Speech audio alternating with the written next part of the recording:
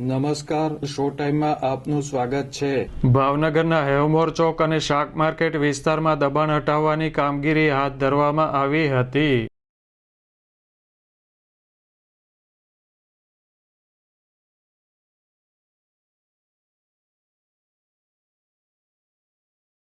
મહાનગરપાલિકાના એસ્ટેટ વિભાગ અને દબાણ હટાવ સેલ દ્વારા શહેરના હેવમોર ચોક, શાક માર્કેટ તેમજ આસપાસના વિસ્તારનો રાઉન્ડ લેવામાં આવ્યો હતો।